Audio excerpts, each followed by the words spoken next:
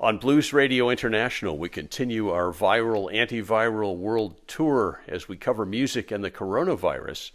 And I'm pleased this afternoon to be visiting with Professor Psyche Loui in Boston at Northeastern University. How are you? I am well, given the situation. So it's good to virtually meet you, and it's good to talk to your audience. Oh, well, and we had talked about getting together before all this hit. I know things have changed in a big way at Northeastern. What's it been like for you since this happened? Because all of a sudden, the physical university has had to transform itself overnight into a completely online operation. I think in some respects it's been rough, but in other respects it's been heartwarming to see. Of course, the classes went online, and I happen to be in one semester when I'm not teaching. I'm running my lab, and I'm a research only semester. And so my research also has taken quite a hit because we depend on human participants, some of whom are older adult human participants, to come into our lab, and we run these music listening interventions, and we scan their brains before and after these interventions. So none of that can happen. But I also have some projects that I've moved online, and that I'm quite happy with. And this is also giving me a chance to think about projects in a more long-term kind of way. And I'm also quite lucky in that, I have one daughter who is now staying at home, of course, but my spouse and I are both at home, and we're taking our time to spend a little bit more time and energy into family, and also we're staying creative. I have turned to writing some songs for myself, some songs for students to keep their spirits up. And we're also cooking a lot more and eating a little bit more healthfully. So, I think there are some positives to this situation that are kind of unanticipated, and I'm quite lucky in that regard. Yes, we are all lucky to be safe and with provisions because a Yeah, good portion of the world is facing this without that protection. Now, right. you're a musician. You're also someone who researches neurology and psychology. So I'm hoping that you can unravel something that I've been wondering ever since we started in 2012 with broadcasting music to the world. What happens in our brains when we hear music? It's pleasurable, but what's going on? Well, we could talk about the bottom-up ways in which sounds enter our brains, and we could talk about the top-down ways in which we bring our personal experiences and our memories to bear when we're experiencing sounds. So the bottom-up way is where music is like speech or like other sounds. A set of vibrating waveforms, right? So the air molecules that are vibrating, and hitting your eardrum. Right? And so that's the first kind of point of contact in which the sounds make connection with our bodies. And then from that point, it goes through a whole signal transduction pathway into your cochlea, into your auditory system, into your brainstem, and then eventually to your auditory cortex. And then from that point, I think up to that point, it's relatively well known which specific sets of neurons are involved. But then after that point, it's like an all neurons game. um, and so so areas that are important for processing melody and harmony, and for processing rhythm, they all come together, and it's maybe more productive to think of it as a network of different regions that are active. And so I've spent a lot of time looking at this pathway in the brain that's especially important for music training, and musical ability. It's called the arcuate fasciculus.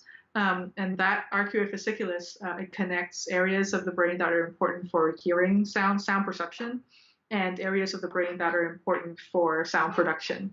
And what we're seeing is that people who are tone deaf, right, people who have also known as congenital amusia, so not quite well, not good at singing, and not able to hear small differences in pitch, these people have less of a connection in this arcuate fasciculus.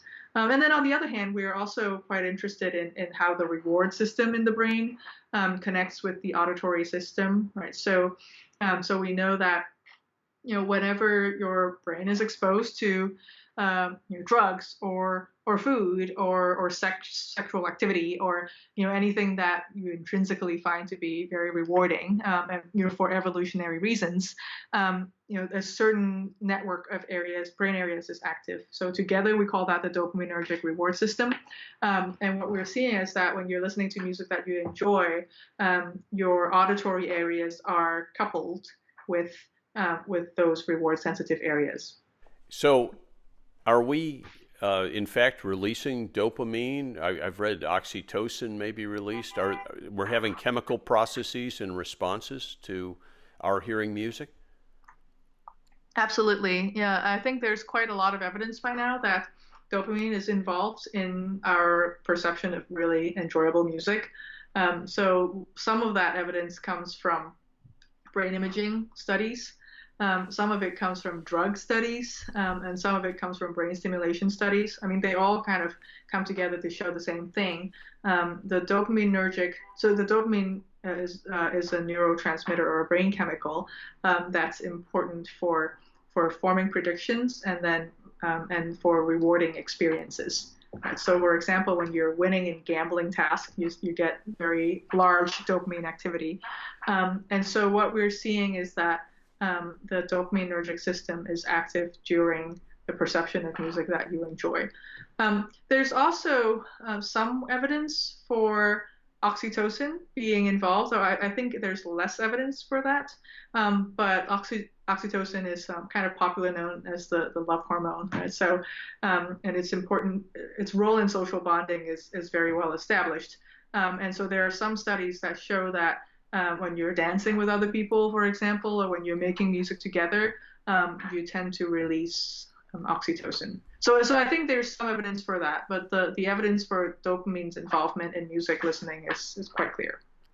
And now you said music that you like, so your dopamine response isn't to a form of music you don't like, it's to something that you do like. That's right.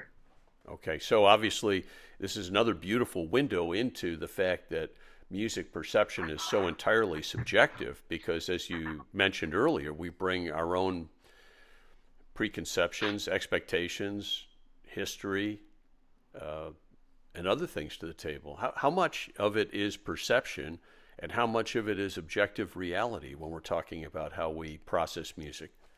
Wow, I think it's mostly perception. I mean, so how much of it is objective reality, right? So there are some, maybe you could call them universals in that when you look at musical systems around the world, they all show some similarities, right? So most musical systems around the world have octaves, right? They have simple integer ratios of rhythms.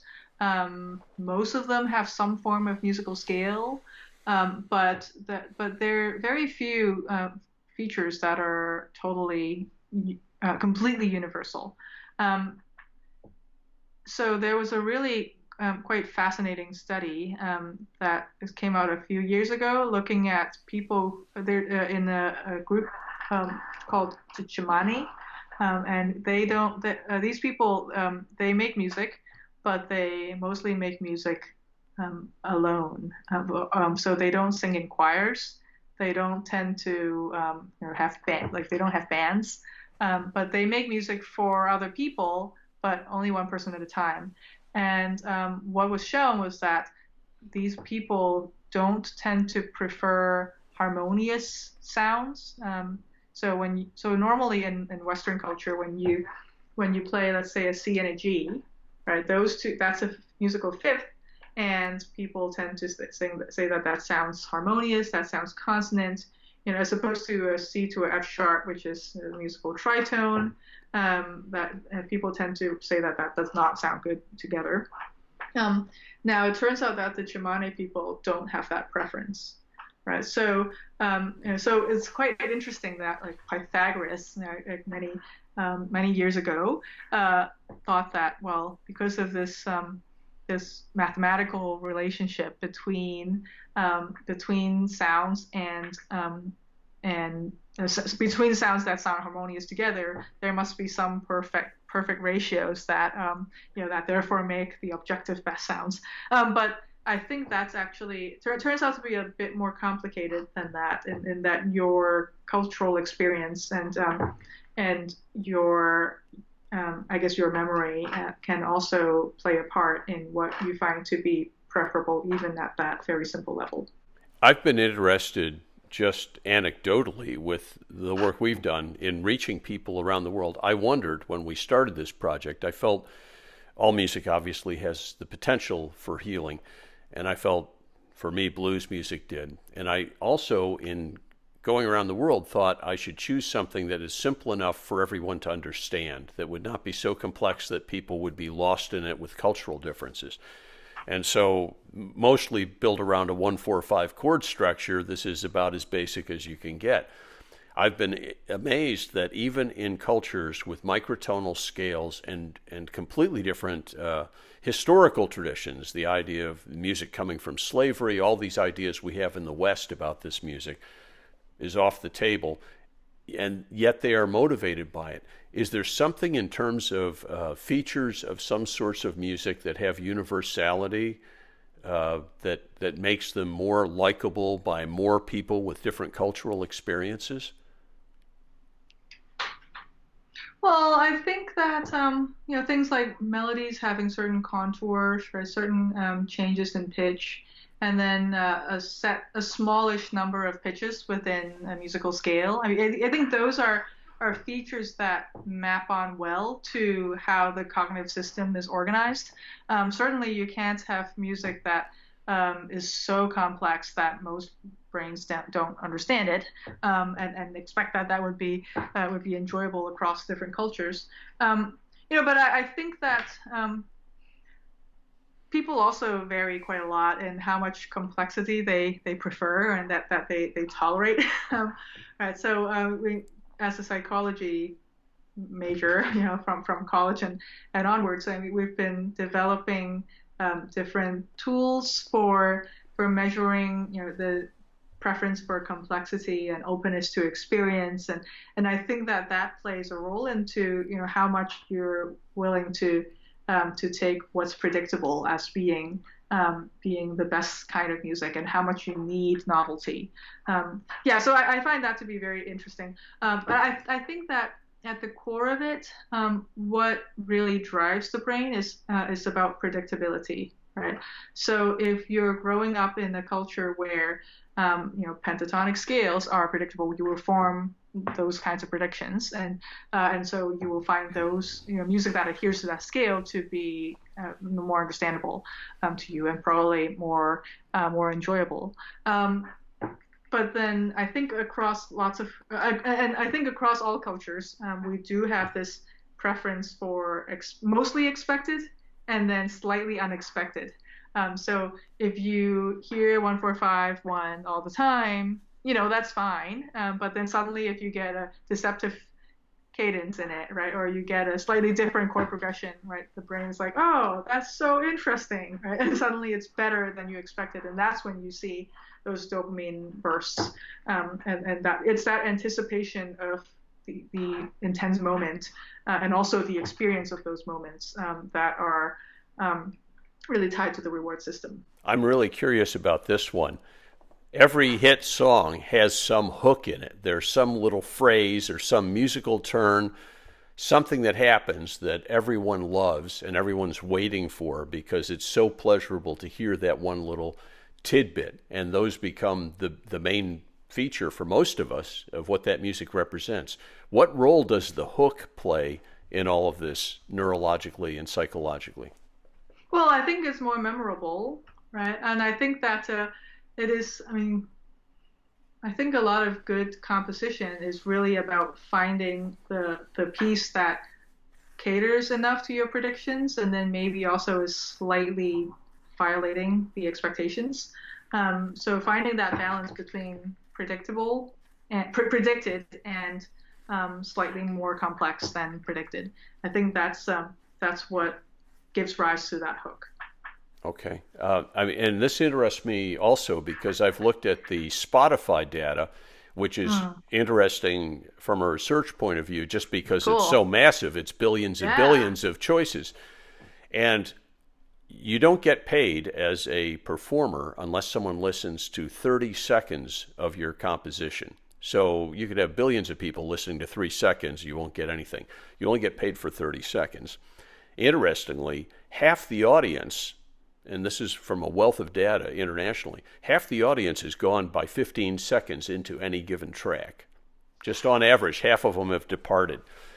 And interestingly to me, the ones that seem to capture people for longer periods move that hook right up Mm, front. Now, in my experience with popular music, and I'm not a musician, but in my experience, there's a build up and it's the anticipation of finally reaching that peak that is part of the excitement and part of the thrill of when you reach that hook.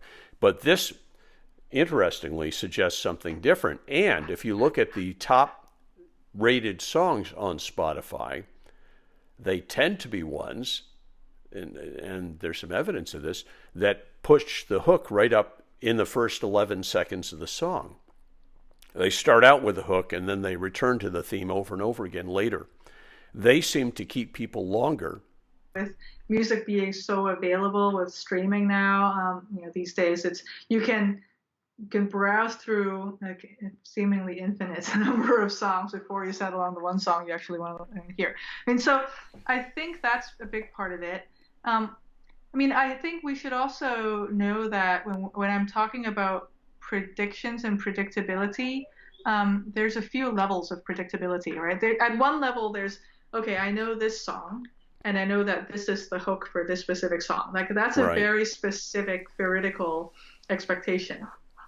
Right. But then on a more basic level, there's just the knowledge of music in general that we call it schematic expectation, right? So the knowledge that even if it's implicit, you still have the knowledge that 1 4 5 tends to lead to one, unless when it doesn't, in which case it's very unexpected, right? And I think that's true across many different pieces of music and across many different genres. And so that's why I think when people are listening for what they want to keep listening to, I think they already have that template of the schematic types of expectations in their minds. And then what they're listening for are the deviations from that schema that leads them to kind of be motivated to want more. And so I think that's why moving the hook up to the beginning, right, that the most Yeah. memorable part, I think that's why that leads to more success. Okay. Yeah, David Huron actually has a really great book on this. It's called Sweet Anticipation. And yeah, I highly recommend it. He really gets into this distinction between theoretical and schematic expectation. Hi. This is my 4.5 year old Elizabeth. Hi, Elizabeth.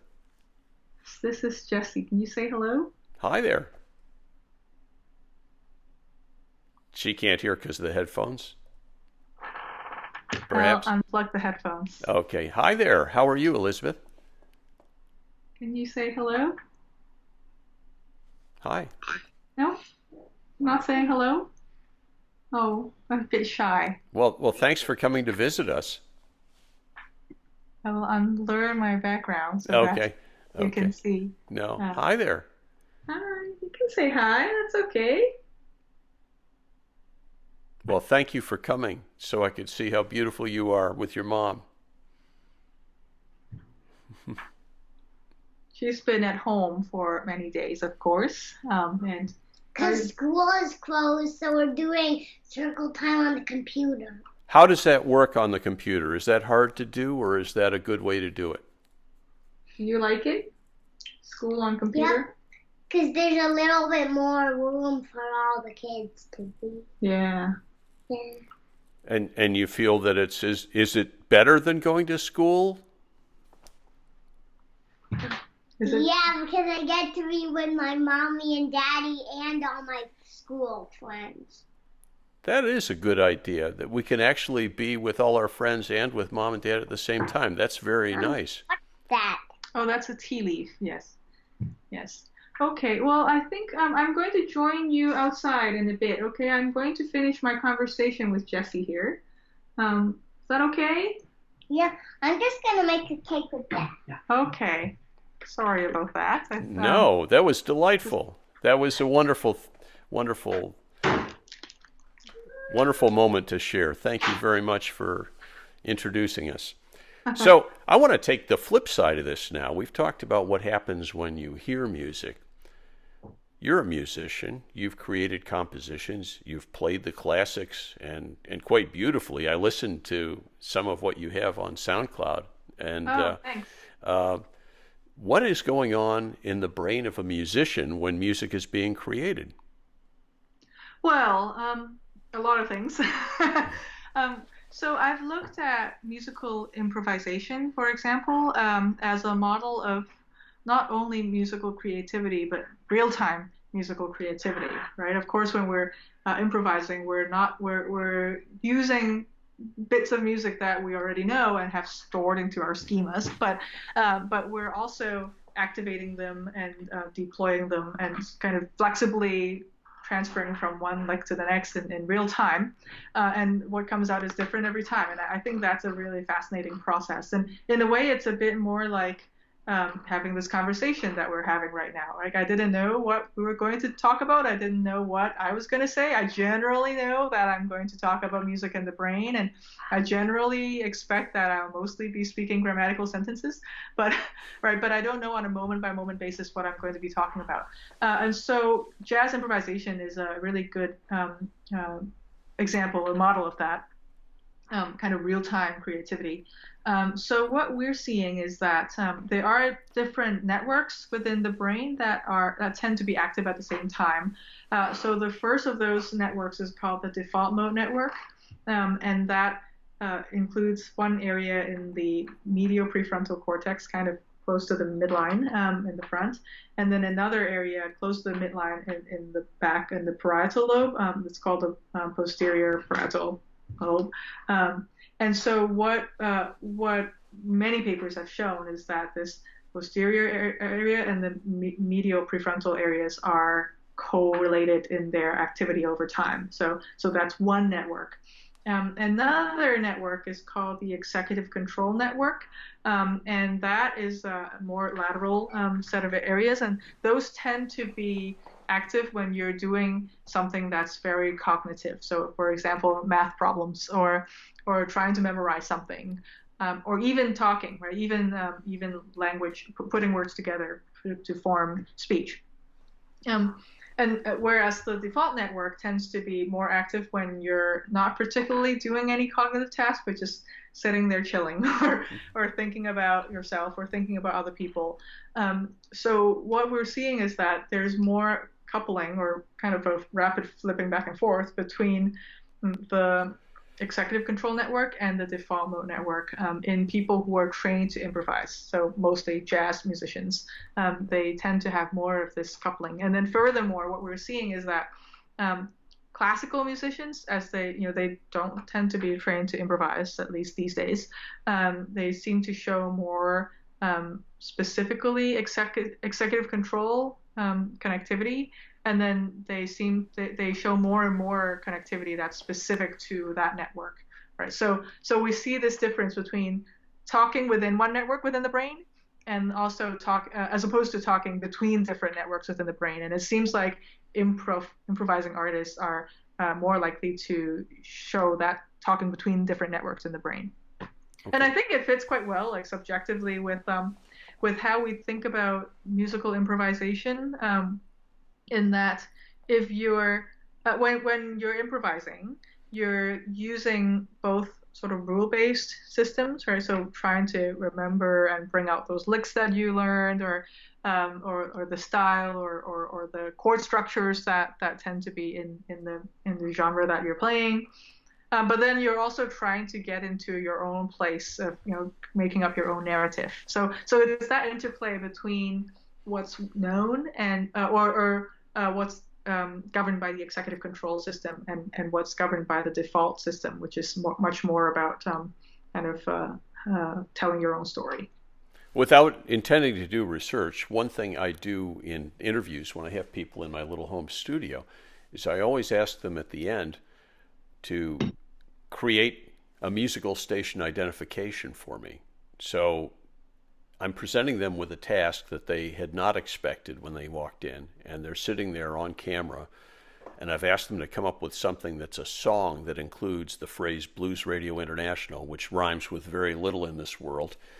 And people will hesitate for varying lengths of time and then start, but sometimes within 30 to 45 seconds, they'll just start and they will compose, and it's based on a simple chord structure, so it's not as if they've created an entire musical journey, but they will come up with lyrics and a unique way of presenting it with no preparation time whatsoever.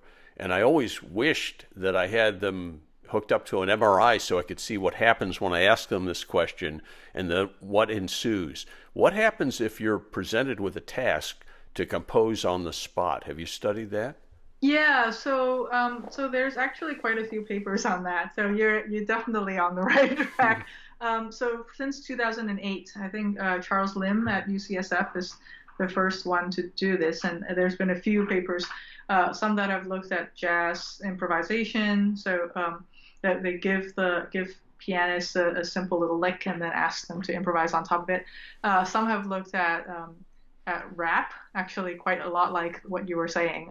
People were given individual words and they were supposed to include that word into a rap, and so they're just continuously rapping, and then every 4 bars or so you get a new word, and then you have to add it. I think the general findings are pretty clear in showing that it's this interplay between the default mode network and the executive control network, right? So I think there's this popular notion that music activates all areas of your brain, and I think that's actually too simplistic to be really helpful. But what we are seeing is that music engages a set of different networks within the brain, and some of them are on while others are off. Right? So, and certainly, sometimes music could be, or certainly musical improvisation especially, could be actually turning off or even deactivating certain areas even more than other forms of brain activity. So I think it's not so much about activating all areas of the brain. It's really about bringing out the different networks that are working together. Now, let's make this 3 and 4 layer chess by talking about what happens when there's musical collaboration in an improvised setting versus playing a string quartet. Can you explain what's going on in each of those settings? Well, I don't know that people have looked at it that much in the brain, but people have looked at string quartets, for example, and how we use bodily motion to signal to each other. For example, we signal who's in the lead and who's taking the theme right now, and things like that. And so we see how bodily sway is really part of the code of communication between different members of the same quartet. For improvisation, I guess that there's even more of that, right? So not only are you playing a leader-follower game, you're also playing a communication game, or kind of like a toss the ball around kind of game, I guess, where you have the floor for a while, and then you make eye contact and find out who's going to have the floor next, and then that person has the floor. So and I think it's quite interesting to see how different personalities really come out on the stage, right? Like you get the person who's like quite happy to hog the floor forever and ever, and then you have the person who's just starting to make a small make a small solo and is quite nervous about that solo. But what we're seeing is that communicating intent is in the sound, but it's also in the face, right? It's also in the body language. And I think that if it weren't for the visual aspects and like peripheral vision and nonverbal communication, I think it would be a lot harder to improvise with a group. I mean, I think that's why, with the COVID-19 situation, there are lots of small groups of musicians who are still trying to play together, who normally would be playing together but can't do so because of, social distancing. But what they're learning to do is jam together synchronously, asynchronously, right? And I think that's actually been very interesting to see, right? How quickly people figure out ways to to play together, using both the visual and the acoustic cues. And I think that the visual cues have to be part of it. Okay. Getting back to the listener end and the performer end and putting it all together, many performers have only performed in front of audiences. It might be a handful of people in a bar, but they're not used to just performing alone with no audience feedback. And as I go around the world filming different musicians in this setting for the first time, it's rather stark because at the end of the song, you're waiting. If you haven't gotten all the social cues you get from watching your audience respond to you during this song, at the very end at least, you get a thumbs up or a thumbs down. And when you're talking to a piece of metal as you and I are and looking into a camera, it's very different. What's going on differently for people, do you think, in that disconnected experience as performers? Well, it's definitely less enjoyable, right? So there's a couple of papers now looking at live interaction and how that's different from recorded interaction. And definitely people enjoy live performances more. People's brains are also better connected, not only with the performer, but also with each other in the audience, that when the audience is experiencing live music together. So there's that's been shown with not just behavioral experiments, but also brain wave EEG, brain wave recordings. I think there's still, I think that social media is still really important, a really important invention. But I think it doesn't really replace the value of music in creating social bonds, right? So if you look at musical cultures around the world, so first of all, every culture has music, and then secondly, every culture makes music for each other. So I think that social bonding has always been and will always be a reason why we have music. Now, with new technology, maybe we can come up with ways to deliver. We can definitely come up with ways to deliver that music to a broad audience. And I think there's something to be said for example, making a playlist for somebody you love. That's like making a mixtape back when people made mixtapes, right? I mean, it is an auditory channel towards the reward system and towards the areas of the brain that are important for social and emotional processing. But I think that because live interaction is how social bonding originally happened, and has much more of an evolutionary history. I think that's why people still prefer live performances. But then again, there's something to be said for a really well polished performance that maybe took many tries to get right, and then you record that into the best possible version of itself, and then you push out that possible version of itself, and that's great too. I mean, and I think that it does still serve that purpose of encouraging social bonds. Okay. And what about when we're in this solitary setting? How much of this is our memory of what it's like, and how much is what we're experiencing now? For example, I've now filmed by Skype and presented to our listeners musicians that I've been 5 feet away from when they're playing in the past. And it's enjoyable for me to see. It truly isn't the same as being there. I wish I were in the same room. But are we affected by our memory and history of having experienced that, as opposed to some of the people I'm reaching on shortwave who might be in a refugee camp and would have no chance of ever attending a live musical performance of the nature that I'm bringing them. What difference of experience? Are they still getting the dopamine effect if they like the music? And how is that qualitative difference best explained? I mean, I would think it's more a quantitative experience than like difference than a qualitative difference. I mean, I think that if somebody who's, let's say, in a refugee camp only having access to shortwave, I mean, if they enjoy music, they will enjoy the show, right? And they will, and I think the means of delivery, I think the gains of having access to that is outweighs I guess cons from the means of delivery. But I think what I think what's great about being able to deliver music to a broad audience is that anybody who wants to enjoy that music can. And our brains are quite good at filling in the parts of the experience that's missing.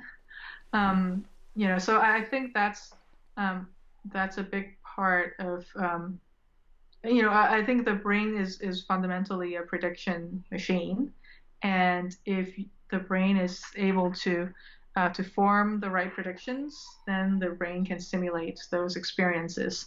Of course, there's no actual. I mean, of course, there's no replacement for live face-to-face interaction, but still, I mean, reaching a lot more people is, and then having those people self-select to enjoy the performance. I think there's a lot to be said for that. Thank you very much for spending the time talking to us about this fascinating field. I could go on for hours with you based on our conversation so far, and you've explained so much to me and to our audience. I very much appreciate it. I hope we'll get to converse further about this because there are a lot of mysteries of the mind and music that we all need to understand better.